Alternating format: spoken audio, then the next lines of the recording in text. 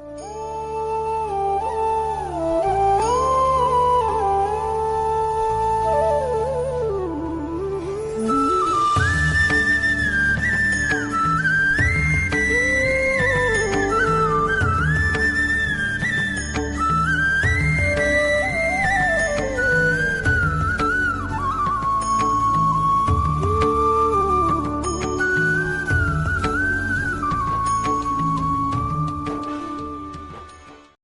श्री परमात्मने नमः। अथ मोक्ष संन्यास योगो नाम अष्टादशो अध्यायः।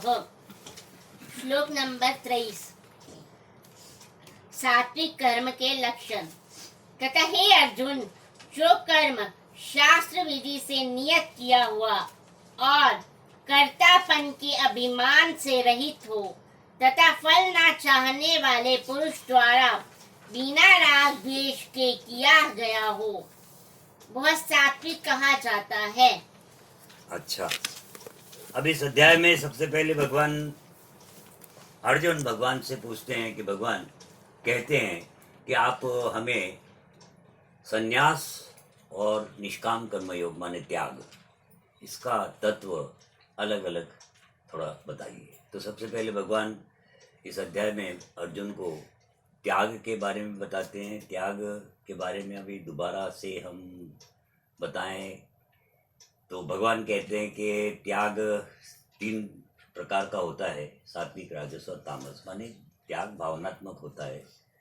तो सात्विक और राजस और तामस त्याग में जो व्यक्ति कर्मों का त्याग कर देता है, चाहे वो मोह से त्याग कर देता है, चाहे वो क्लेश पूर्वक त्याग कर देता है, क्लेश है, कर्म करने में कष्ट है, इस भाव से त्यागता है, तो फिर वो एक राजस कर्म और एक वो तामस कर्म जो मोह के कारण से त्याग दिया कि मेरे इस कर्म में कुछ है नहीं,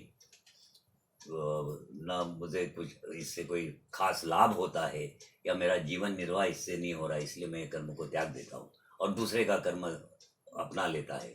तो ये इस प्रकार का ये त्याग तामस त्याग कहा गया।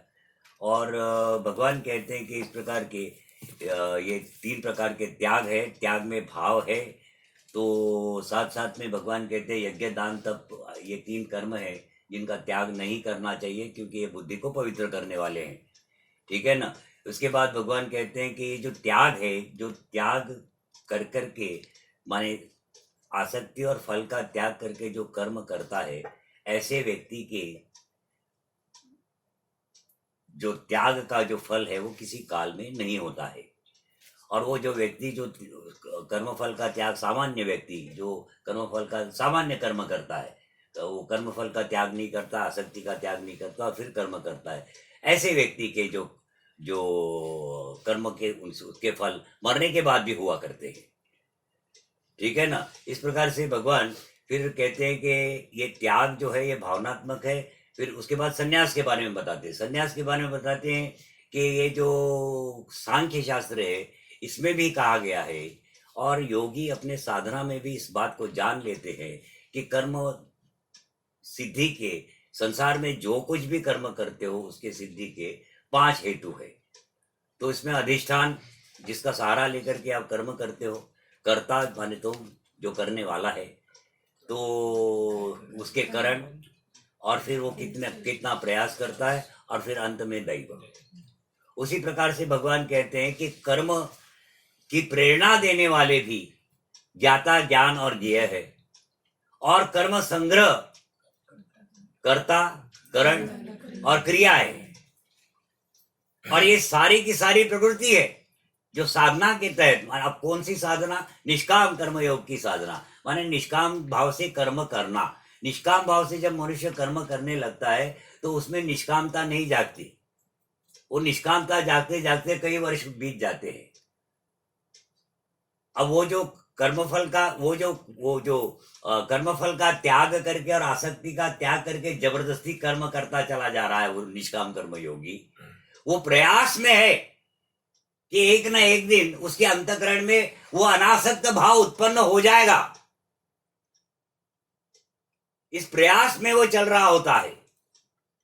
वो एकदम से कोई अनासक्त या निष्कामता, वो निष्काम भाव एक साथ एक दिन में नहीं आने वाला। ये साधना है। और इस साधना के तहत उसको पता चल जाता है कि वास्तव में तो जो कर्म किए जाते हैं वो प्रकृति द्वारा किए जाते हैं, क्योंकि अधिष्ठान कर्ता करण चेष्टाएं ये सारा दैव सारा का सारा, और वो जो ज्ञाता ज्ञान ज्ञेय और वो कर्म संग्रह ये सारा की सारी प्रकृति है। तो उसको इस साधना के तहत ये पता चल जाता है कि वास्तव में तो प्रकृति प्रकृति में बरत रही है और मैं कुछ भी नहीं करता। ऐसा जब उसके अंतःकरण में वो भाव उत्पन्न होता है तो उसमें से वो जो मैं करता हूं का भाव विलीन हो जाता है, समाप्त हो जाता है, और फिर वो कर्म संन्यास में प्रवेश कर जाता है। तो कर्म संन्यास भाव रहित है, जबकि त्याग भाव से युक्त है। इसीलिए जब त्यागी संन्यास में अगर प्रवेश नहीं करता अपने जीते जी, निष्काम कर्म योगी अगर कर्म संन्यास में प्रवेश नहीं करता है अपने जीते जी, तो फिर वो जब शरीर त्यागता है तो वो या तो पितृयान या देवयान से जाता है। देवयान से जाता है तो कभी न आने वाले गति को प्राप्त हो जाता है, और पितृयान से जाता है तो फिर वो पुनर्जन्म को प्राप्त हो जाता है। जबकि कर्म सन्यासी के लिए ना तो कोई पितृयान की आवश्यकता पड़ती है न देवयान की, वो वहीं जीते जी ही मुक्त हो जाता है, ब्रह्म को प्राप्त हो जाता है।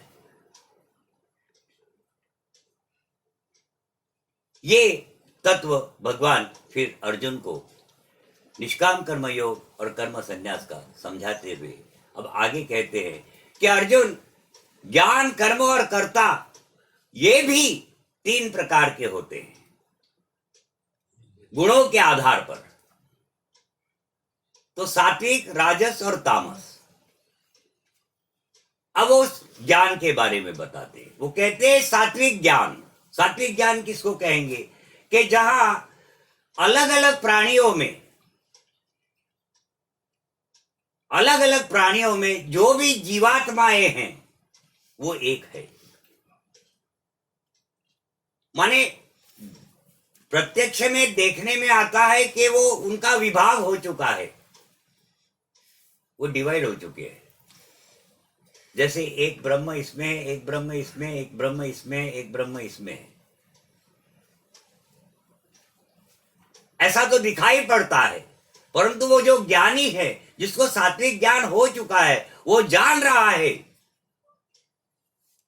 कि इसमें जो आत्म तत्व है, जितने भी ये प्राणी है, वो वन पीस है।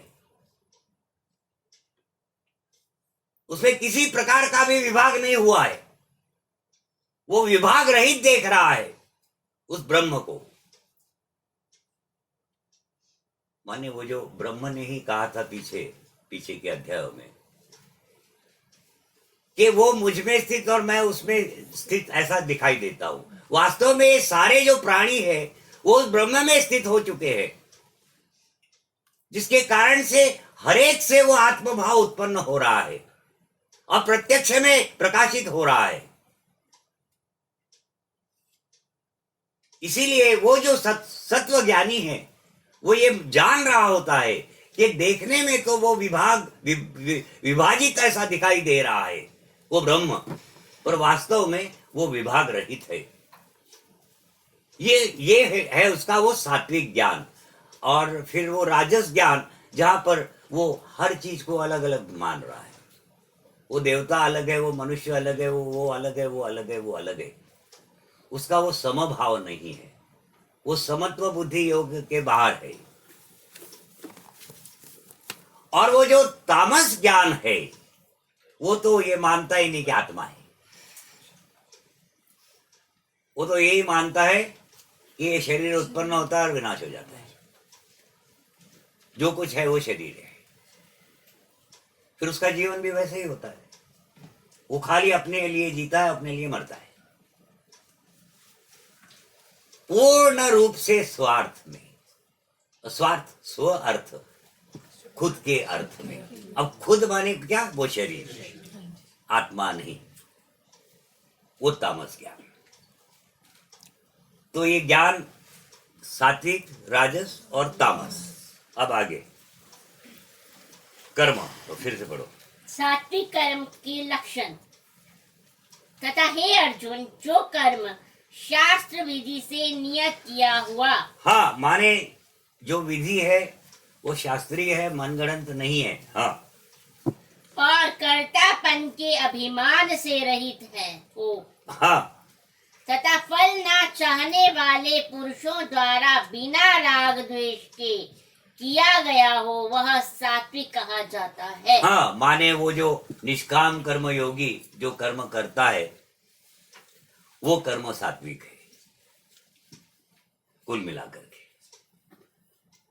है ना। क्योंकि निष्काम ऐसा ना, जो भी मनुष्य अकुशल कर्म से द्वेष नहीं करता और कुशल कर्म में आसक्त नहीं होता। अब जिसको फल की आशा ही नहीं, जो फल की कोई आस ही नहीं कर रहा है, और अगर मिल भी जाता है तो त्याग करना है, तो फिर वो क्यों देखे कि कौन सा कर्म कुशल है और कौन सा अकुशल है।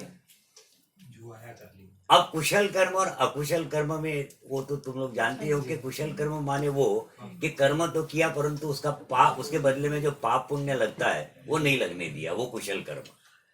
और अकुशल कर्म माने कि जो सामान्य लोग करते हैं कि क्रियाएं कर दी, कर्म हो गया तो पाप, या तो पाप लगा या पुण्य लगा, वो अकुशल कर्म।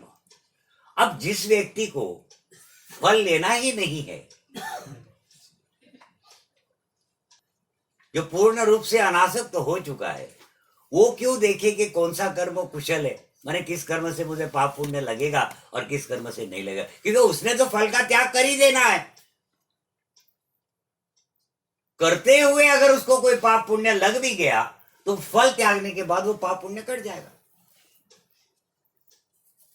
इसलिए भगवान कहते हैं कि ऐसा ये व्यक्ति है, ये शुद्ध सात्विक व्यक्ति है, टोटल वो बुद्धिमान है और संपूर्ण कर्मों का त्यागी है।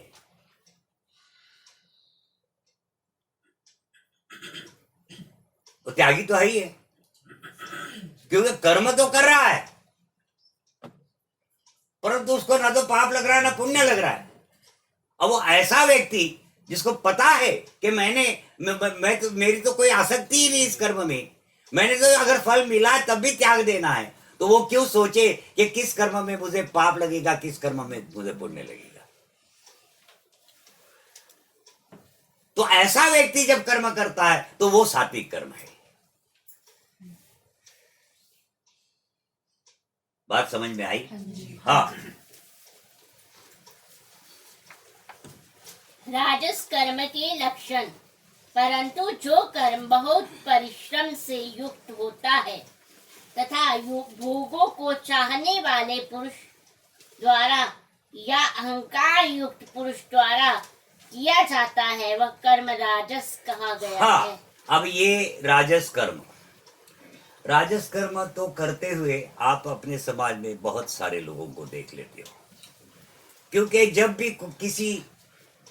कोई मनुष्य विषय देख लेता है तो उस विषय में उसकी आसक्ति उत्पन्न हो जाती है। आसक्ति से फिर कामना, और कामना से फिर कर्म, और फिर कर्म के लिए फिर वो सारे चेष्टाएं, प्रयास। ये तो एक सामान्य बात है। राजस कर्म तो रोज दिखाई देता है। एक आध किसी विषय की आसक्ति हो गई तो उसके पीछे पड़ जाना और बाय हुक या क्रुक उस वस्तु को प्राप्त करने का जो प्रयास होता है वो राजस कर्म है। किसी भी प्रकार से मैं उसको प्राप्त कर लूं, चाहे उसके लिए मुझे आड़े टेढ़े मार्ग अपनाने पड़ जाए तो कोई बात नहीं। फिर अगर वो वस्तु प्राप्त हो गई तब तो 1-2 मिनट की खुशी जरूर होती है, थोड़े देर के लिए। अब फिर बाद में उसका कोई महत्व ही नहीं रह जाता है। और नहीं हुई वो वस्तु प्राप्त तो फिर बर्बादी। अब रजोगुण से जब शरीर त्यागोगे तो दोबारा पड़ जाओगे मानव बन करके, फिर उसी के पीछे, फिर जीरो से स्टार्ट। हाँ हाँ जी, ये तो सामान्य कहानी है, ये सब जगह हो रहा है, दीवाना हो चुका है मनुष्य। हाँ, उसको होश खो बैठा है, उसको पता ही नहीं उसका जन्म यहां हुआ क्यों था, और ना उसको सोचने की कोई फुर्सत है और आवश्यकता है। वो तो यही सोचता है कि मेरे जीवन का लक्ष्य तो वो विषय है जिसकी मुझे आसक्ति हो चुकी है, कामना हो चुकी, जाग चुकी है। वो लक्ष्य ही उसको मान लेता है, और अगर वो प्राप्त कर लेता है तो उसको लगता है मेरा जन्म का लक्ष्य सफल हो गया, परंतु सिर्फ 2 ही मिनट के लिए। शांति शांति। बाद में फिर वो कैलेंडर वाली स्थिति हो जाती है कि नए साल का जब कैलेंडर आता है तो सारे लोग उसके पीछे पड़ जाते हैं। उसको एक बार जब दीवार पे टांग दिया तो कोई उसको साल भर देखता ही नहीं है उसके तरफ, उसकी तारीख तक नहीं बदलते। हाँ जी, अब हमारे यहाँ पड़ा रहता है एक कैलेंडर, आते जाते फिर कभी कभी श्रम के बारे हम बदल डालते हैं। हाँ, क्योंकि इतनी बड़ी आसक्ति थी, कैलेंडर आए। हाँ, बड़ा खूबसूरत है ना। फिर एक बार जो टंग जाए फिर साल भर उसको देखना नहीं, उसकी तारीख भी नहीं बदलनी, जरूर आवश्यकता ही नहीं है। अब दूसरा विषय आ गया ना था। हाँ जी। वो हमने बिल्कुल शुरुआत में वो उदाहरण दिया था ना बच्चे का, कि किसी बच्चे को आप मेले में लेके चले जाओ तो वो देखेगा, कहीं वो आइसक्रीम वाले को देखा, बोलेगा डैडी मुझे आइसक्रीम खिलाओ। अच्छा जी, आप उस आइसक्रीम वाले के तक पहुंचे, आइसक्रीम खरीदा, उसने हाथ में पकड़ा और वो चाटने ही जा रहा था कि उसने साले कोका कोला की वो ट्रॉली देख ली, उसने आइसक्रीम दिया पटक जमीन पे, कहने लगा नहीं मुझे आइसक्रीम नहीं चाहिए, मुझे कोका कोला चाहिए, तो फिर मुझे बर्गर चाहिए, तो मुझे ठिकाना चाहिए। वास्तव में उसे चाहिए कुछ नहीं है ना। उसको अगर भूख लगी होती और उसको कुछ चाहिए होता तो पहली आइटम खा लेता हो।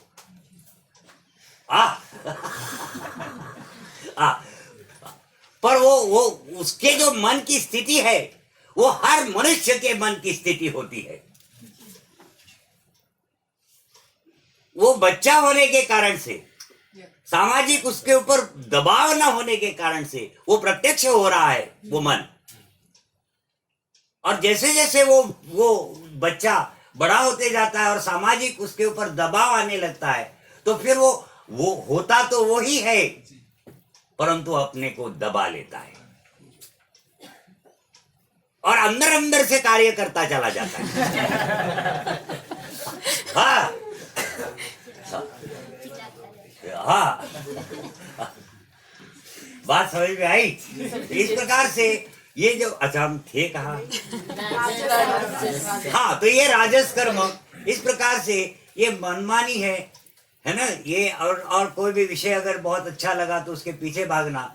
और जैसे मान लो कि अगर अध्यात्म में आप अगर जानना चाहो तो फिर ये जो अत्यंत कठोर से तप व्रत और हवन वगैरह किया करते हैं ये लोग, ये सारे राजस कर्म होते हैं, दिखावे के वास्ते से किया हुआ कि मैं बहुत बड़ा आदमी हूँ और इसलिए मैं बहुत बड़ा यज्ञ करूंगा और दान धर्म करूंगा वगैरह वगैरह। ये जो दिखावे के जो कर्म देखने में आते हैं हमारे यहाँ समाज में, ये सारे के सारे राजस कर्म कहलाते हैं। हाँ, देखो ये सारी बातें तो इसीलिए बताई गई है कि ये इस सब चीजों को परख करके और फिर जीवन को ढंग से व्यतीत करो। इस प्रकार की ये जो हरकतें जो दुख देने वाली हैं, क्योंकि राजस कर्म और तामस कर्म या राजस ज्ञान या तामस ज्ञान, जो कुछ भी राजस और तामस होता है ये अंत में दुखदाई होता है। अब दुखदाई क्यों होता है ये ग्रंथ में लिखा है इसलिए नहीं, करके देख लो। हाँ, ये याद रखना, ग्रंथ में लिखा है इसलिए ये दुखदाई है ऐसा नहीं है। जब तुम इसे करोगे तो तुम्हें पता चल जाएगा कि इसी प्रकार से अगर हम जीवन में बढ़ते हैं तो हम कभी सुखी नहीं हो सकेंगे। है ना। सुख और दुख तो सोच में है, जी वो तो प्रत्यक्ष में कहीं पर भी है ही नहीं। अगर सोच आपकी सात्विक हो जाती है तो दुख कहाँ का। क्योंकि किसी भी कर्म में अगर आपकी आसक्ति ही नहीं है, चाहत ही नहीं है, तो उसके मिलने न मिलने का न सुख होगा न दुख होगा। परंतु याद रहे कि ये अत्यंत माने साधना के बाद, दीर्घकालीन साधना के बाद ही इन स्थितियों पर पहुंचा जा सकता है। और इन स्थितियों पर पहुंचने के बाद ही पता चलता है कि ज्ञान किसको कहते हैं। और ज्ञान किसको कहते हैं ये जब पता चल जाएगा, तब सात्विक ज्ञान क्या है और राजस ज्ञान क्या है ये भी पता चलेगा। वो हमारे बोलने से या ग्रंथ पढ़ने से या ग्रंथों में जो लिखा है उसको सुनने से ये ज्ञान प्रत्यक्ष होने वाली चीज नहीं है। ये तो अंतःकरण की भावना है। वो जब तक वो भाव उत्पन्न नहीं होगा, वो आप ये नहीं जान सकोगे कि वास्तव में ज्ञान कहते किसको है। बात समझ में आई। इसीलिए फिर हम भूल गए।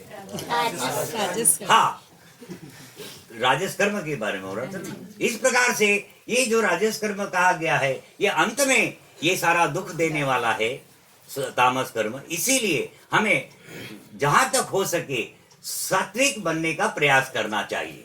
अब सात्विक बनने के प्रयास में क्या क्या करना चाहिए फिर, ये भी तो प्रश्न उठता है। तो करना ये चाहिए कि सबसे पहले सात्विक भोजन बताया गया है, उस भोजन का आपने व्यवस्था बनानी चाहिए। आपका जो कोई भी डिसिप्लिन है, रोजमर्रा का जो एक जीवन है, उसको भी एक व्यवस्थित, जैसे सुबह सत्वगुण में जाग जाना, थोड़ा सा ईश्वर प्रणिधान कर लेना, ये सारी चीजें आपको अपनानी होती है। शुरुआत में बड़ा कष्ट होता है जब तक कि वो डिसिप्लिन बनती नहीं है, वो अभ्यास नहीं होता। जैसे जैसे आप अभ्यास करते चले जाते हो, फिर ये सारी बातें अच्छी भी लगने लगती है और आसान लगती है। और ऐसा लगता है कि पहले हम लोग कैसे जीते थे पशु के समान। वो कहा गया वो भानु प्रसाद, साले 8 बजे 9 बजे जागता है तू, शर्म आनी चाहिए। और तेरी आंखों से तो ऐसा लग रहा है तू आज सोया ही नहीं है साले, तो जागेगा क्या। हाँ? एकदम से 4 बजे जागना मत शुरू कर, पागल हो जाएगा।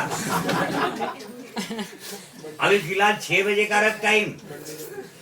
हाँ, तो सत्वगुण पर में जागना, सत्वगुण के जाग करके फिर थोड़ा सा सात्विक कर्म कर लेना, ईश्वर प्रणिधान वगैरह कर लेना।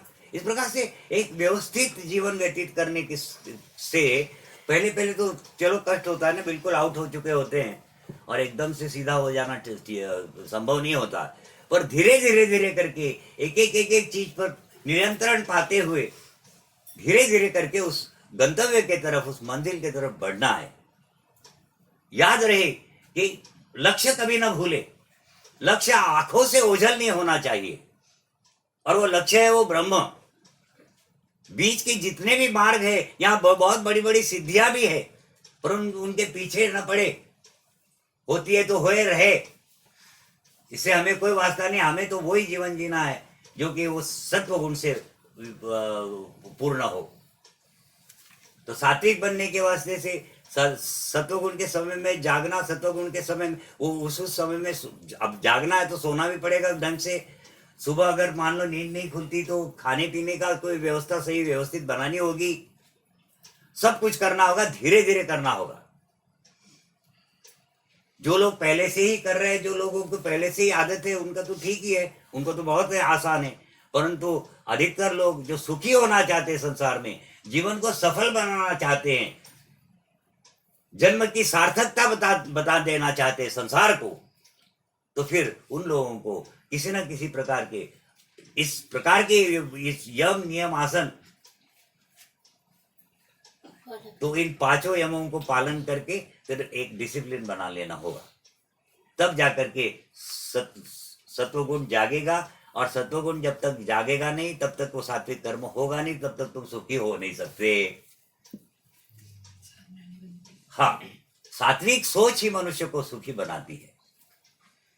वही है बात है ना कि आप कंधे पर एक पूर्ण बोरी भर करके दुख लेकर के चलते चले जाते हो सुख की खोज में, और बोझ लदा है दुखों का कंधे पर, और ढूंढ क्या रहे हैं? सुख।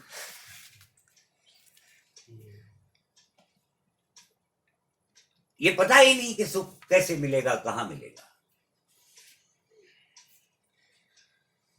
सुखी होना है मनुष्य को, तो फिर जो राग द्वेष अभिनिवेश मोह क्रोध लोभ, इन सब पर नियंत्रण पाना होगा। त्यागे तो ये जाते नहीं है, ये तो बात ही भूल जाओ। ये नहीं हो सकता, क्योंकि प्रकृति में रहकर प्रकृति से अलग अलिप्त तो होना, वो तो अंतिम स्थितियां है, अत्यंत ऊंची स्थिति है। तो कम से कम नियंत्रण पाया जा सकता है, और त्यागने से नुकसान भी है, क्योंकि ये जितने भी भाव दिए हुए हैं प्रकृति के द्वारा, ये वास्तव में जीवन जीने के साधन है, शक्तियां है प्राकृतिक। ये उत्पन्न इसलिए होती है कि जीवात्मा इस संपूर्ण शरीर को प्रकाशित कर रहा है।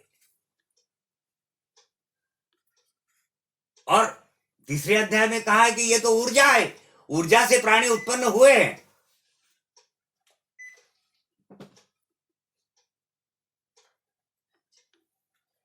इसीलिए ये सारी जितनी भी शक्तियां हैं, राग द्वेष वगैरह, ये इन पर जब नियंत्रण नहीं पाया जाता है, जब ये अनियंत्रित होते हैं, तो आप कष्ट भोगते हो, संसार में दुखी होते हो।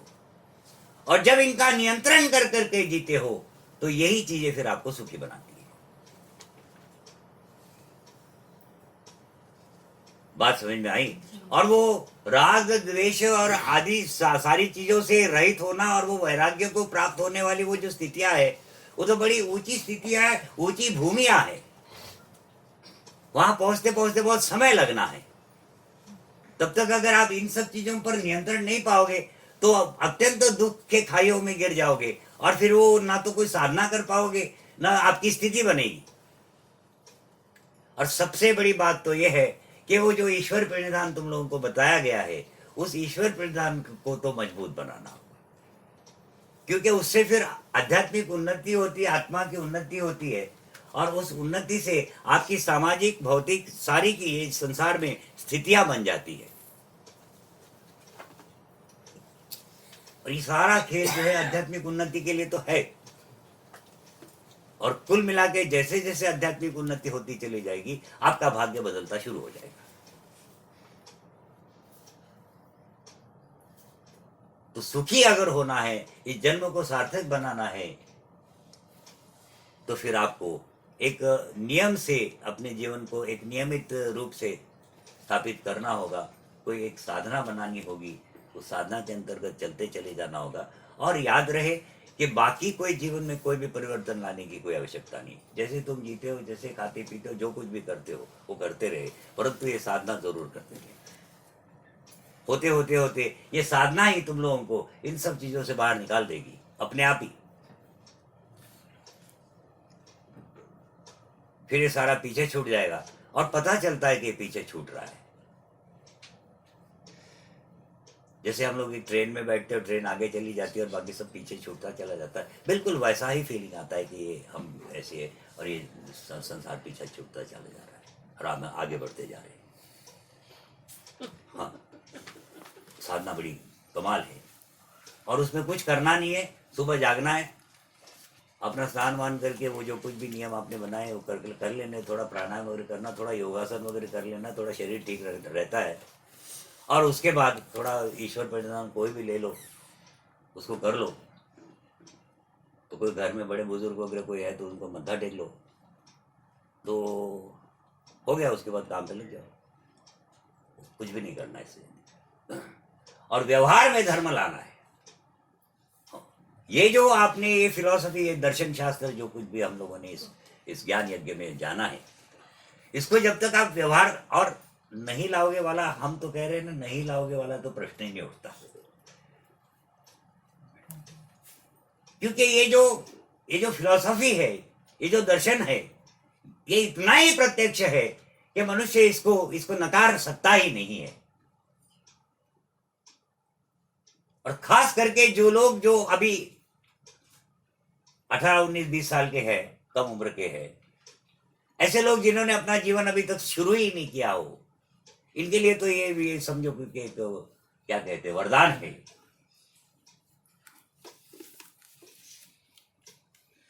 बहुत प्रत्यक्ष है कि जो व्यक्ति इसे सुनेगा, समझेगा, वो व्यक्ति अपने जीवन में उसे लाएगा ही। आज नहीं लाएगा, कल लाएगा, लाएगा जरूर। उसको हर कदम पर ये ज्ञान, वो जब भी गलत कदम उठाएगा, उसको ये ज्ञान आकर के रोकेगा कि तो ऐसा ना करे। ये इतना प्रत्यक्ष है, ये सीधे एक्शन में आ जाता है। हाँ, बिल्कुल प्रैक्टिकल। आगे राजस कर्म हो गया। तामस कर्म के लक्षण तथा जो कर्म परिणाम, हानि, हिंसा और सामर्थ्य को न विचार कर केवल अज्ञान से आरंभ किया जाता है, वह कर्म तामस कहा जाता है। इस प्रकार का भी कर्म हम लोगों को रोजमर्रा के जीवन में दिखाई पड़ता है कि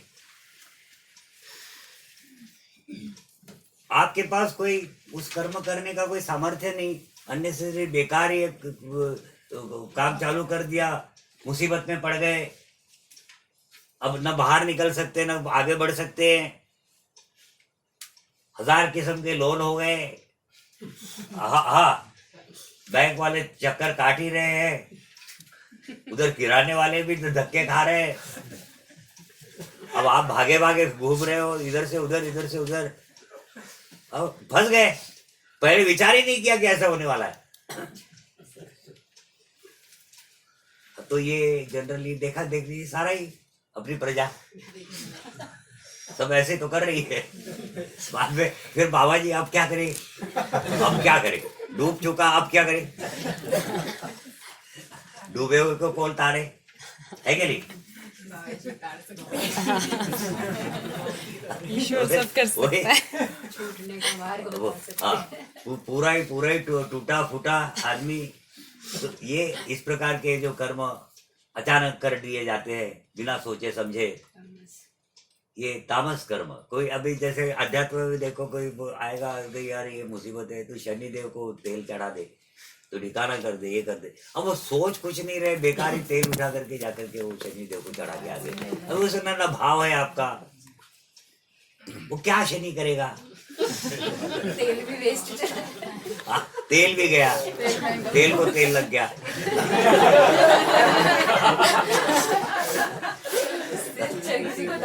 है ना?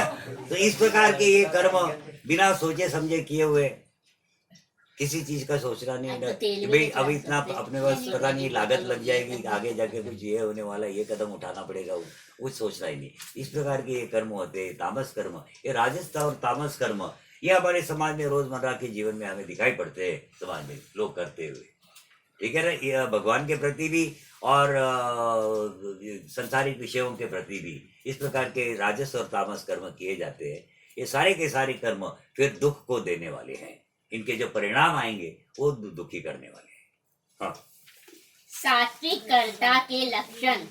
हाँ, अब ये हाँ सात्विक कर्ता तथा हे अर्जुन, जो कर्ता संग रहित, अहंकार के वचन न बोलने वाला, धैर्य और उत्साह से युक्त। हाँ, जो व्यक्ति संग रहित माने वो संग्रह रहित, अहंकार के वचन न बोलने वाला, अहंकारी नहीं, अहंकार के वचन नहीं बोल रहा है, मैंने कर दिया, ये कर दिया। हाँ, आगे। धैर्य और उत्साह से युक्त, कार्य के सिद्ध होने और न होने में हर्ष शोक आदि विकारों से रहित है, वह सात्विक कहा जाता है। हाँ, ये ऐसे कर्म फिर निष्काम कर्म योगी करते हैं। फिर कि चलो हमें इसमें लाभ हो या हानि हो, ऐसी कोई बात नहीं है। ये करना है इस उम्मीद से कि हमें लाभ होगा, पर चलो हानि हो भी जाए तो कोई बात नहीं। इस प्रकार से ये जो कर्म किए जाते हैं सोच समझ करके, प्लानिंग से, ठीक है ना, ये इस प्रकार का ये जो कर्म सात्विक कर्म माना गया है। हाँ। और जो कर्ता आसक्ति से युक्त कर्मों के फल को चाहने वाला और लोभी है तथा दूसरों को कष्ट देने के स्वभाव, ये सामान्य वर्ग है ना, कि अपने फायदे के लिए फिर चाहे दूसरे को कष्ट भी होता हो तो कोई बात नहीं, लेकिन अपना फायदा कर लो। हाँ।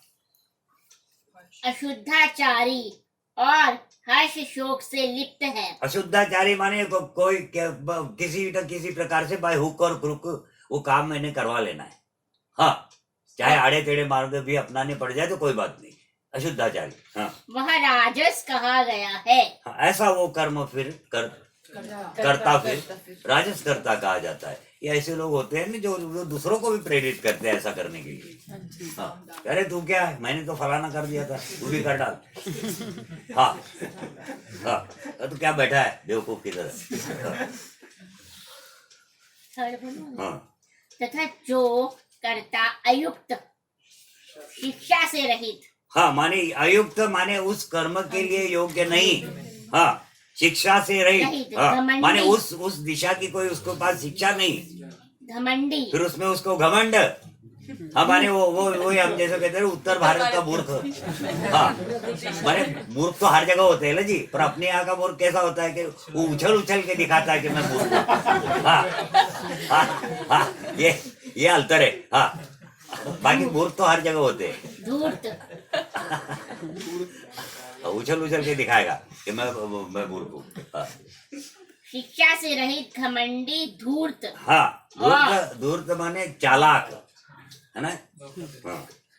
और दूसरों की जीविका का नाश करने वाला तथा शोक करने वाला, आलसी और दीर्घ सूत्री है। दीर्घ सूत्री माने आज करे सो कल करे सो परसों, इतनी जल्दी क्या है बच्चा, जब जीना है परसों।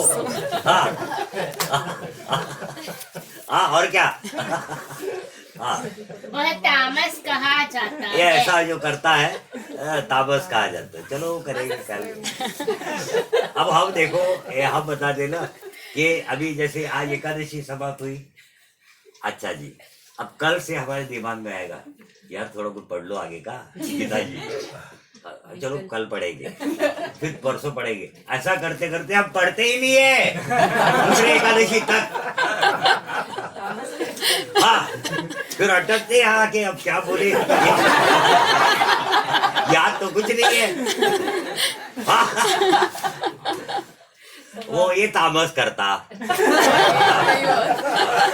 दीर्घ सूत्री।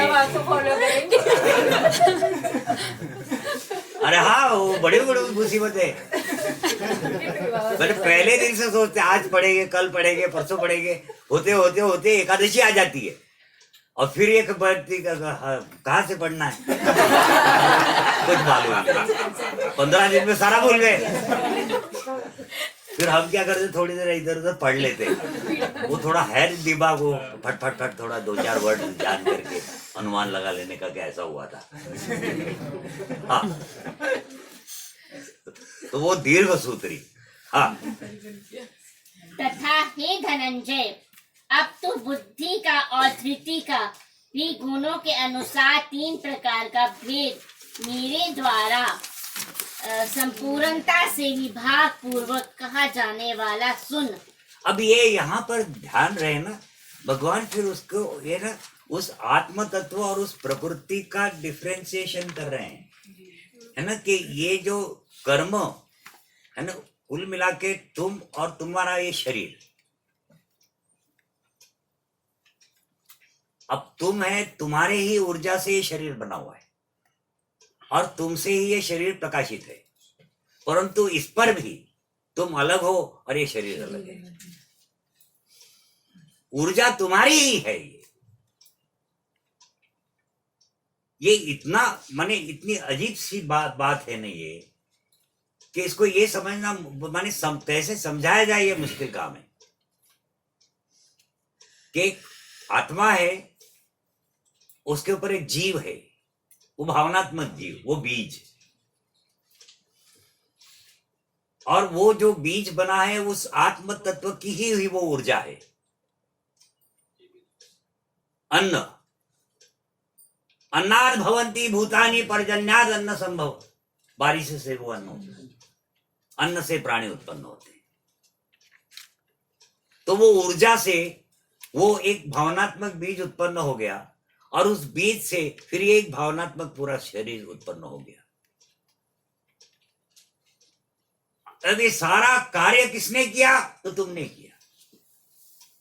यहां भगवान कहते हैं कि तुम तो कुछ करते ही नहीं हो इस संसार में आकर। जो कुछ है वो प्रकृति प्रकृति में बरत रही है, जबकि प्रकृति किसकी है? वो तुम्हारी, वो तो तुम्हारा स्वभाव है। अब तुम्हारी प्रकृति है, और इस पर भी तुम इस प्रकृति से अलिप्त हो। भाव ये कि कर्म प्रकृति करती है, पाप पुण्य प्रकृति को लगते हैं, तुम अलिप्त हो। तुम तो सोचते हो अज्ञान से कि मैंने किया, इसी वास्ते से तुम पाप और पुण्य के बंधन में पड़ जाते हो। ये पाप और पुण्य का बंधन फिर जन्म का कारण बनता है, और ये जन्म, क्योंकि इस अत्यंत दुख भरा संसार है ये, इसमें किस प्रकार का जन्म होगा इसका कोई भरोसा नहीं। कभी तुम अंधे बन के आते हो, कभी लंगड़े बन के आते हो, कभी कुत्ता बन के आते हो, कभी क्या बन के आते हो। हमेशा ही कोई तुम मानव और फिर अच्छे स्थिति के मानव नहीं बनने वाले हो। वो तो कर्म पर आधारित है, और वो ना तो तुम्हें मालूम है, न किसी लोक में किसी प्राणी को मालूम है कि किस कर्म का क्या फल होता है।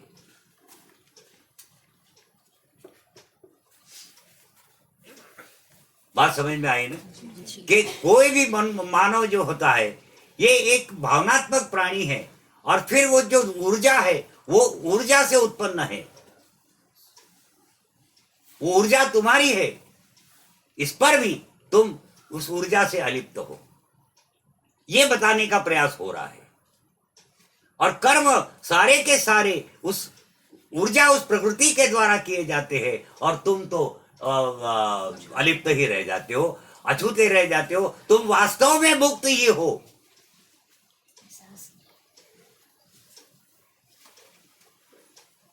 अगर तुम मुक्ति हो तो फिर ये प्रयास किस चीज के हो रहे हैं?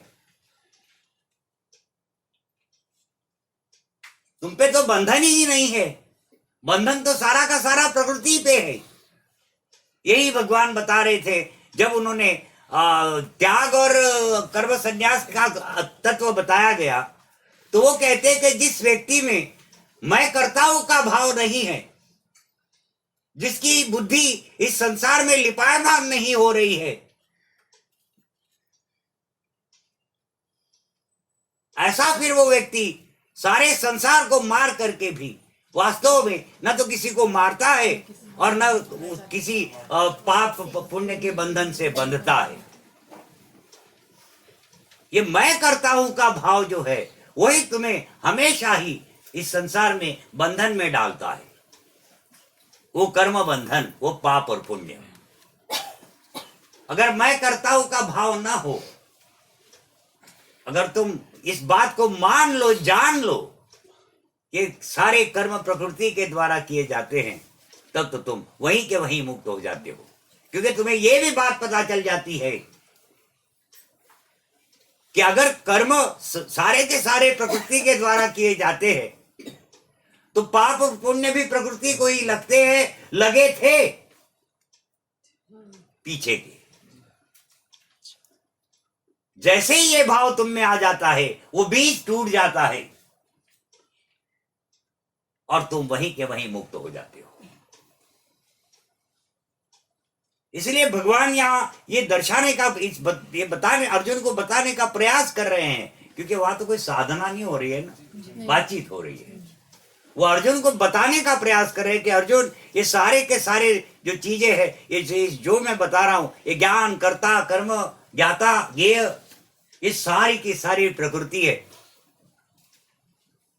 और संसार में तो प्रकृति ही बरत रही है, प्रकृति में ही बरत रही है। प्रकृति जब प्रकृति में ही बरत रही है तो तुम वास्तव में अकर्ता हो। जब तुम अकर्ता हो तो तुम्हें ना तो पाप लग रहा है ना पुण्य लग रहा है, तुम तो मुक्ति हो।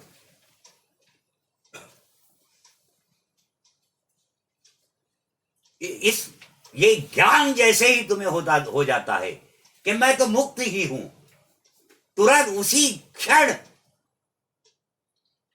सारे पाप और पुण्य तुमसे छूट जाते हैं, वो बीज टूट जाता है और तुम ब्रह्म को प्राप्त हो जाते हो, बल्कि ब्रह्म बन जाते हो। हाँ, वही के वही, न तुम्हें देवयान की आवश्यकता पड़ती है, न पितृयान की आवश्यकता पड़ती है, तुम वही ब्रह्म बन जाते हो। इसीलिए भगवान फिर यहां पर ये सारी बातें बता रहे कि ये सारी की सारी वास्तव में प्रकृतियां है। और अब वो कौन सा चल रहा है अभी? कर्ता, हाँ बुद्धि। अब इसमें अब बुद्धि में आ गए। एक बात याद रखना कि ये अलग अलग बातें बताई है भगवान ने, अलग अलग एक सेक्शन बताया कि बुद्धि ऐसी, कर्ता ऐसा। तो कुल मिलाकर के जब तुम वो सत्वगुण तुम में उत्पन्न हो जाएगा, रजोगुण और तमोगुण को दबा करके, तो सत्वगुण प्रधानता जब तुम्हारे शरीर में आ जाएगी, तुम में आएगी, तो वो चारों तरफ आएगी। ऐसा नहीं है कि सिर्फ एक जगह आएगी और दूसरी जगह नहीं आएगी, ऐसा नहीं होगा। तो वो बुद्धि भी फिर सात्विक बन जाएगी। और वो सात्विक बुद्धि किस प्रकार की होती है, इसकी पहचान अब भगवान बताते हैं। हाँ, अगली बार करें। हाँ मुझे हो गया टाइम। 6 मिनट हो गए। पिछली बार क्या हुआ था ना कि 18वें अध्याय को है ना इतना एक्सप्लेनेशन नहीं दे सके थे, तो हम थोड़ा असंतुष्ट थे इस अध्याय से। हमने सोचा, क्योंकि हमने एक छोटा सा सुना था एपिसोड, हमको बड़ा कठिन लगा था वो, कि कैसे समझेगा कोई। फिर हमको मन में एक ये था कि इसको है ना कभी मौका मिले तो 18वें अध्याय को और भी उसको खोल करके गहराई से और इजीली कोई समझ सके ऐसा बना दे। तो इस बार हमने बड़ा उसका प्रयास किया। है भी थोड़े जो पार्ट्स हैं बहुत बिल्कुल adjustment किए हैं। क्लियर कट समझा दिया है। हाँ, जरा भी संशय न बचे, क्योंकि क्या होता है ना, 18 सारे ये अध्याय छुपे हुए जैसे है, बड़े रहस्यमय है। अब तुम देखो ना, वो ये 18 अध्याय पढ़ करके ये सारी बातें कहाँ समझ में आएगी। वो संन्यास और त्याग का जो तत्व बताया अलग अलग, वो कहाँ समझ में आता है। सबसे डिफिकल्ट यही है, फिर निचोड़ है ना सारा ही उसका। तो इस बार हमने क्या किया, उसको बिल्कुल सेपरेट कर दिया कि ये त्याग और ये संन्यास। हाँ, जरा भी कंफ्यूजन नहीं होना चाहिए।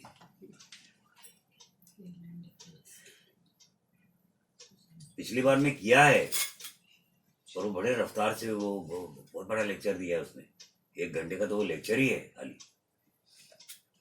वो हमने सुना तो वो तो हमको बाउंसर गया, तो पता साला लोग पैसे तो देंगे इसको, बहुत डिफिकल्ट है। और बड़ी डिटेल है उसमें भी। उसमें वो खत्म होने को ही नहीं आता, और लास्ट में जाके ना पोल खुलती है। हाँ, बहुत ज्यादा डिटेल दी है उसने, बड़ी कोशिश की है उसमें। तो इस बार है ना इजी कर दिया, इस बार बाकी तोड़ के बताया। ये करता है। जैसे आज आपने ये ऊर्जा के बारे में बताया, अन्न के बारे में सारा छोटी छोटी डेफिनेशन थी। अभी वो बताना चाह रहे हैं ना कि ये प्रकृति बिल्कुल अलग है, तुम अलग हो, जबकि वास्तव में ऐसा नहीं है। वास्तव में तो प्रकृति हमसे है, हमारी प्रकृति है ना वो, और इस पर भी हम इससे अलिप्त है। मैं उनमें हूं पर मैं वास्तव में मैं उसमें नहीं हूं। वो जो 9th अध्याय में बोला है, वो चीजें ही। पहले बोल रहे मैं उसमें और फिर बाद में बोल रहे वास्तव में नहीं। कितना बड़ा घोटाला है। हाँ, और ऐसे बोल रहा है कि मैं कण कण हूँ।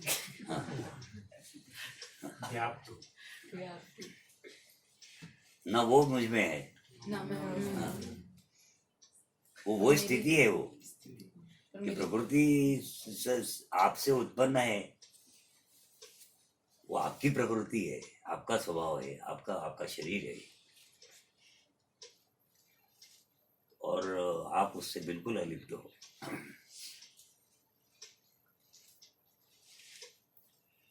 वही भगवान कहते हैं ना कि मेरे योग शक्ति को देख, कि इनको उत्पन्न करने वाला और धारण करने वाला भी। तुम ये सोचो कि साला आकाश, उसमें लटकी हुई है पृथ्वी, पूरा ब्रह्मांड, उस पे 2 टांगों पे हम खड़े, कितनी खतरनाक स्थिति। हाँ,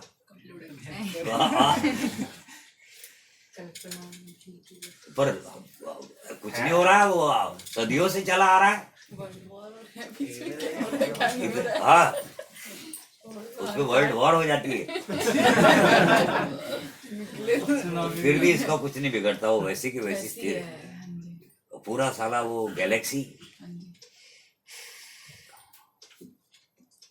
वो सोलर सिस्टम कैसा लटका है, वो कौन धारण किए हुए हैं इसको? एक उंगली से मैंने धारण हाँ। की है। एक अंश मात्र से। मात्र से उंगली तो बहुत हाँ। बड़ी। बहुत बड़ी हो गई। तो जो आपने बोला ना ये निष्काम कर्मयोग में लास्ट में देवयान और वो है ना, वो पितृयान, तो देवयान वो जो लास्ट में आपने बोला था देवयान मतलब लास्ट में मोक्ष ही है ना, देवयान भी फिर जिसको आएगा, तो पूरा जन्म तो होना नहीं है, तो लास्ट अंत में फिर वो लास्ट पॉइंट होगा तब उसका वेपन चला जाता होगा। ये फिर क्वेश्चन है ना वहाँ पे, मोक्ष हुआ ना वो, अगर मतलब दोबारा नहीं, पुनर्जन्म वो ठीक है, वो फिर अगर जैसे कामना रहित ही अगर त्यागता है ना वो, हाँ जी, वो तो भगवान का नाम लेके त्यागेगा शरीर, हाँ हाँ तो फिर नेचुरली वो तो फिर वो उसको वहां मुक्ति तो है, हाँ हाँ हाँ पर वो जीते जी मुक्ति नहीं ना। हाँ, अंत समय हुआ था। जीते जी मुक्ति नहीं, जीते जी मुक्ति तो वो व्यक्ति वो ब्रह्म बन करके जीता है इस संसार में। हाँ जी हाँ जी, हाँ जैसे अलिप्त रहता है। हाँ, वो हाँ जी रहा होता है, सामान्य व्यक्ति की तरह जी रहा होता है वो, मैं अपन बजा रहे ले थे, पाए कोई मारे। पर प्रश्न ही नहीं है। वो मुक्त हो चुका है, उसको मालूम है कि मैं हाँ, मुक्त उस मार्ग हो में कोई प्रॉब्लम मैपन का नहीं है, प्रश्न ही नहीं है, वो तो रहेगा ही, जी रहा होता है वो। बस वो कामना और के ये ऊपर जो है डिपेंड ये करता तो है। शरीर त्यागने के बाद जाता है। अच्छा, हाँ, पर इसका मैपन खत्म हो जाता होगा जैसे देवयान से जाएगा। अब वो ऐसा ना, मैपन तो है फाइनली जब शरीर नहीं रहेगा तो मैपन कहाँ से रहेगा, यूं तो शरीर रहने तक ही है ना, उससे कोई शरीर लेन की देन ही जितनी नहीं भी। है। हाँ, अब बीज टूट गया तो फिर कहाँ रहा मैपन, वो बीज में है ना वो मैपन। अगर इसका बीज टूटा नहीं है तो वो मैपन तो है उसका, परंतु वो क्या है, वो तो वो मरते समय उसकी कोई कामना उसने रखी नहीं, भगवान का नाम लिया, तो फिर वो देवयान, उसके लिए देवयान आता है। फिर वो देवयान का फिर मार्ग है, वो सारे लोगों से होता हुआ, माने यमलोक से लेकर के फिर वो सारे स्वर्ग, 6 स्वर्ग, 7 नरक, 6 स्वर्ग से गुजरता हुआ, फिर 2 योगियों के वो लोक है, वहां से गुजरता हुआ वो ब्रह्मलोक को पहुंच जाता है। पोल खोली है और- बहुत बड़ी। और ये जो दूसरा है पितृमार्ग, पितृमार्ग से वो उन लोगों को जाता है, वो दीर्घ काल तक वहाँ रहता है, और फिर अपनी कामना पूर्ति के वास्ते से पुनर्जन्म लेता है, जैसे गौतम बुद्ध वगैरह आए थे इस टाइप। कोई जैसे कामना हाँ। अधूरी रह हाँ। जाती तो उसको पूरा करने के वो लिए लौट द्वारा मानव बनते हैं।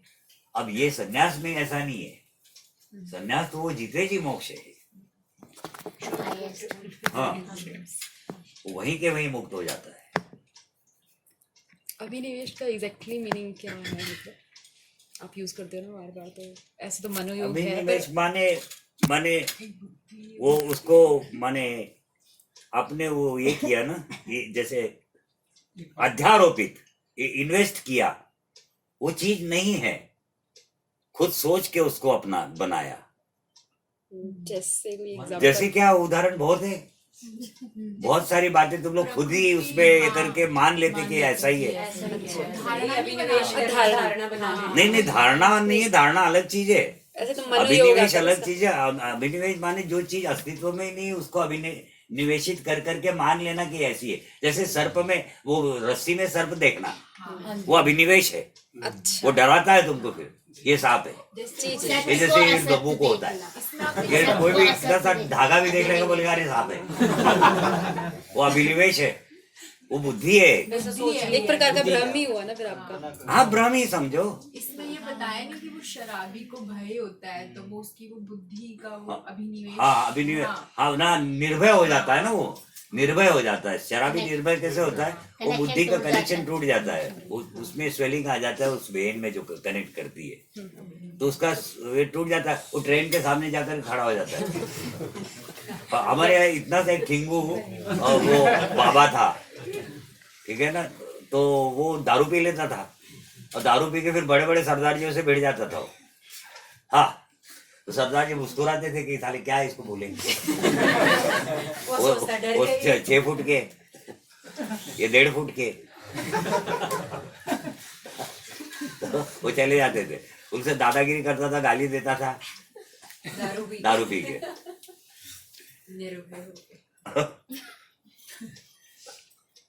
तो बाबा में बहुत प्रकार है लो फिर। इंसानों में भी है वो। नहीं इंसानों में तो है ही है ना, लेकिन वो अभिनिवेश टूट जाता है, वो भय उसका खत्म हो जाता है। ठीक ठीक, एक प्रकार की भ्रांति बन जाती है मन में किसी चीज को लेकर के। फिर वो जो आपकी जो वो नर्वस सिस्टम है ना, वो पीछे वाली ऑटोनोमस नर्वस, वो फंक्शन कार्य में नहीं आती। हाँ जी, वो कार्य में नहीं आती। फिर वो जब तुम्हारी उतर जाती है ना, फिर वो ऑटोमेटिकली वो कार्य में आ जाती है, और वो कार्य में आकर के वो तुमको डराना शुरू कर देती कि साल पता नहीं तुमने रात को दारू पी के क्या किया है, किसको गाली निकाली। और किसको गाली निकाली। फिर वो भय देने लगेगी। अच्छा हाँ, फिर वो अभिनिवेशित वो भय, वो अभिनिवेश है।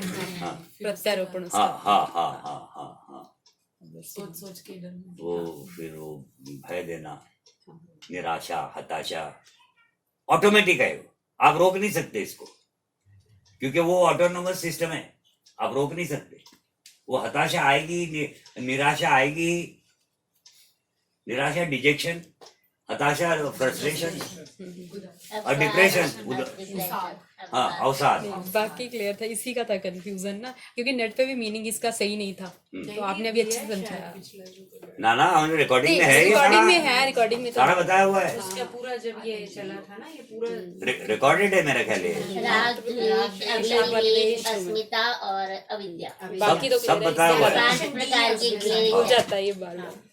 उसके इंग्लिश के वर्ड्स भी दे दिए साथ में। सेकंड अध्याय में डेफिनेशन से तो बोली हैं आपने पिछली बारी के। रिकॉर्ड है ये। नहीं, बाकी क्लियर है, इसी का तो मैं भूल जाता है बार बार। ये 5 क्लिस्ट है शायद 6th अध्याय में।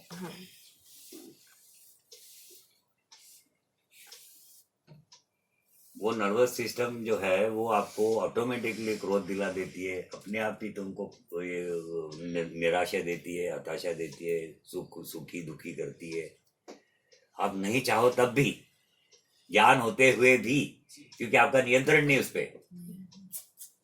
हाँ, वो फिर ध्यान योग में जब योगी बैठता है और वो जो कुंडलिनी नाड़ी चढ़ती है, वो उस सिस्टम से चलती है और उस सिस्टम को कंट्रोल में लेना शुरू कर देती है। हाँ, बताया है, ये भी रिकॉर्डिंग में बताया है।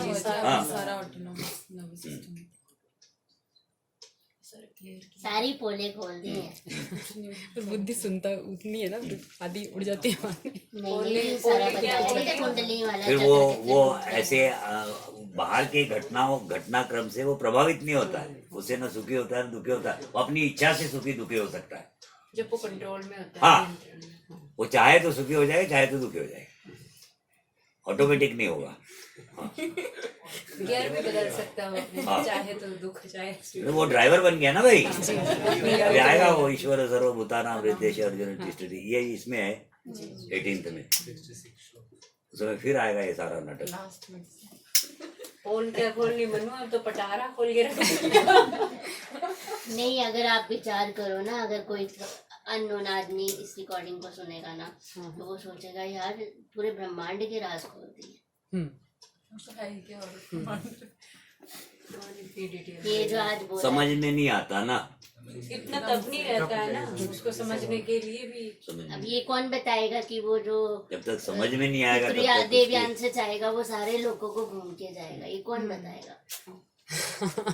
और मनु हमें पता कब से बताया जा रहा है 15 साल 20 सालों से, तब हमें थोड़ा थोड़ा अब लगने लगा है कि ये आप दूसरे लोगों की भी बात कर रहे हैं। हाँ जी, हाँ जी। अगर हम भी ऐसे ही अगर इनकी रिकॉर्डिंग हाथ लग जाए जब नहीं पीछे से सुना तो हमारी भी कहाँ नहीं समझ में नहीं आता। आती। इनकी सिंपल बात भी समझ में नहीं आती है वो बिना तप के।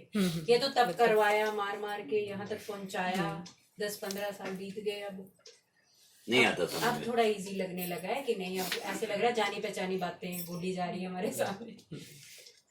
और जी जैसे जो तामसिक करने वाले करता होंगे वो तो नाकामयाब लोग हैं, जो राजसिक हैं वो कामयाब दिखते होंगे। देखो कामयाबी नाकामी ये आपके हाँ, कर्म इस पर नहीं निर्भर है, वो भाग्य पर अच्छा, है। पर वो पूर्व में जो किया वो स्वभाव है जरूर, पर कई बार क्या होता है मनुष्य चलते चलते कुछ कुछ बहुत अच्छे कर्म भी कर डालता है, चाहे वो तामसी क्यों ना हो।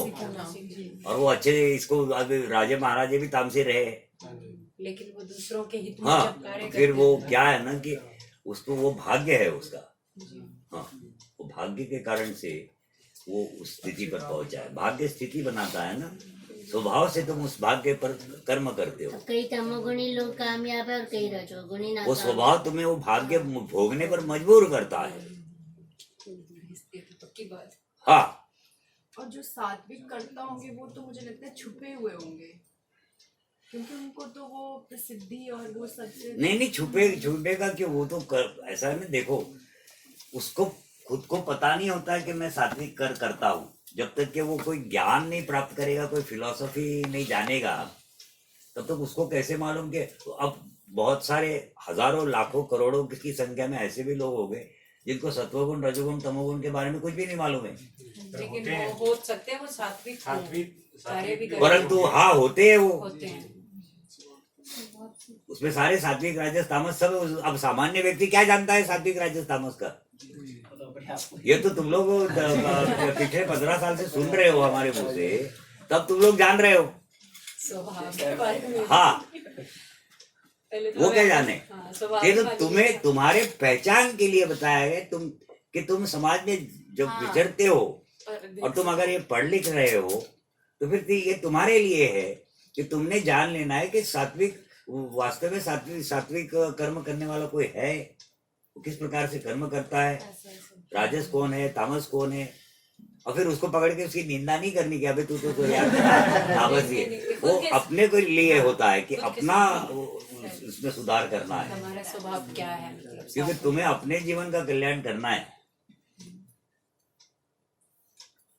जीवन की सार्थकता बनानी है, तो तुम्हें और सुखी बन रहना है और अच्छे स्थिति में आना है संसार में, तो फिर तुमको ये सब करना होगा। और ये ऐसे ही दलिद्र की तरह रह रहे, आए क्या गए क्या, कीड़े मकोड़े की तरह मर गए, तो वो तो फिर आई है जीवन, वो तो सभी जी रहे हैं। पूरा संसार ही हाँ, बाकी तुम अगर चाहते हो कि नहीं कोई जीवन एक अच्छा, हम एक व्यवस्थित जीवन जिए, सुखी रहे, तो फिर तुम्हें इस प्रकार से ये सारे भाव का अध्ययन करके और फिर अपने आप, हमको वास्तव में हम तामस है, हमारी बुद्धि तामस है कि राजस है कि सात्विक है, इसको पहचानना। हमारे पास जो भी ज्ञान है वो सात्विक है, राजस है अथवा तामस है, ऐसा सब वो जान करके और फिर उसमें इम्प्रूवमेंट करके, उसमें सुधार करके फिर जीना है, तो फिर वो सुख मिलेगा तुम्हें, क्योंकि वो सुख तो सोच में है। तुम्हारी सोच बदल जाएगी, जहां हो जैसे हो वैसे ही रहोगे, पर सोच बदल जाएगी, और जैसे ही सोच बदल जाती है, जिसको तुम पहले नरक समझते थे वो स्वर्ग बन जाता है। सुख दुख है कहाँ प्रत्यक्ष में, तो कहीं दुनिया में सुख दुख कहीं नहीं है। भाग्य को अपनाने से ही अगर सुख दुख दुनिया में होता ना, तब तो दुख से रहित कोई दुनिया में हो ही नहीं सकता था, परंतु एक योगी सुख दुख दोनों से रहित होता है। इसका तो अर्थ यही हुआ कि सुख दुख दुनिया में नहीं है। इस संसार में अगर सुख दुख होते तो फिर तो कोई भी आदमी, भगवान भी बिना सुख और बिना दुख के होता ही नहीं, क्योंकि संसार में रहना है, संसार में सुख और दुख है। जिसको कहते हैं दुख भरा संसार, है ना। दुख भरा संसार नहीं है, दुख भरे तुम हो।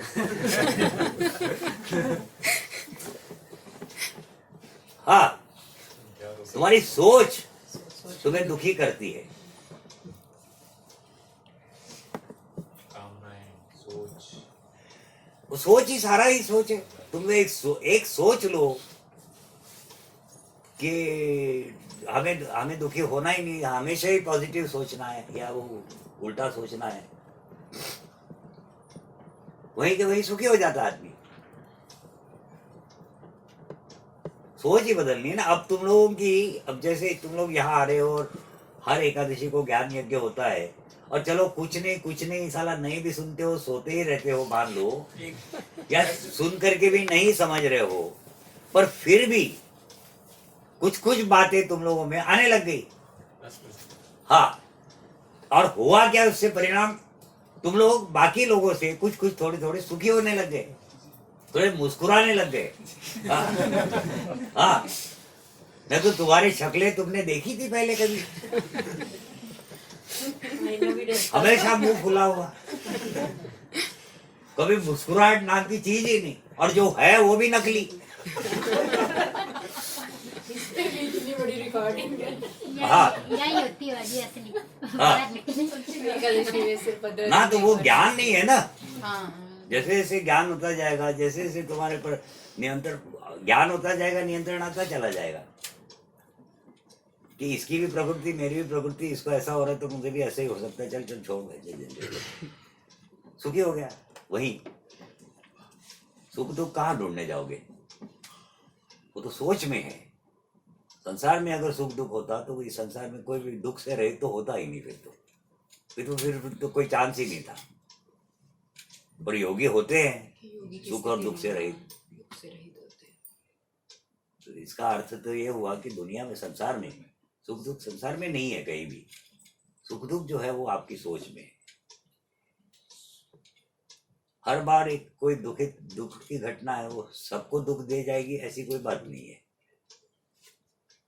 किसी किसी को दुखी बना देती है, क्योंकि वो कोई ही सोच रहा है वो बातें, सब लोग नहीं सोच रहे। हाँ, जो सोचेगा वो दुखी, ये? जो नहीं सोचेगा। अब हमारा कुत्ता मर गया तो खाली हम अकेले ही दुखी हो सकते हैं, दूसरा कौन हो सकता है? अब दूसरे हो रहे हैं तो साले होए, अब क्या किया जाए? वो तो बहुत अच्छी बात है कि सबके सब दुखी हो रहे हैं। हाँ, एक साथ दुखों का अंबार।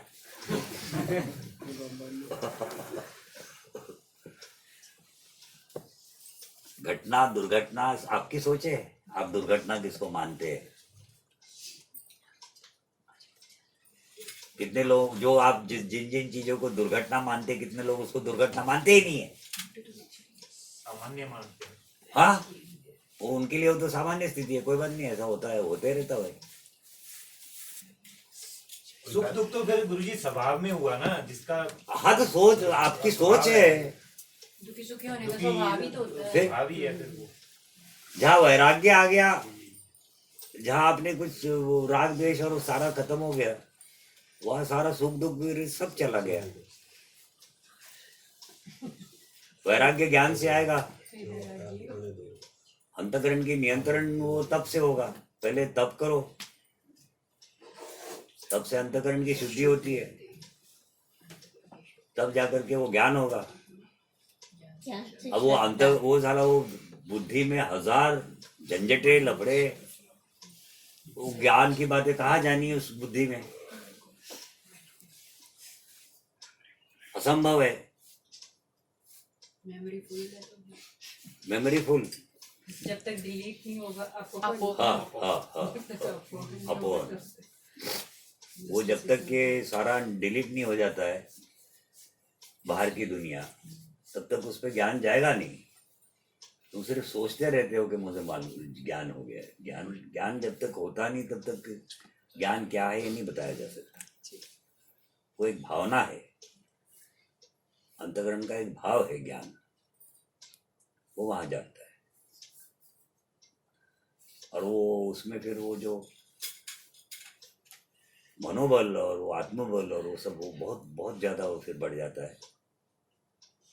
स्थिति वो एक अलग कॉन्फिडेंस ही वगैरह स्थिति जिंदगी के बारे में जी। वो फिर निडर हो जाता है व्यक्ति ज्ञान से।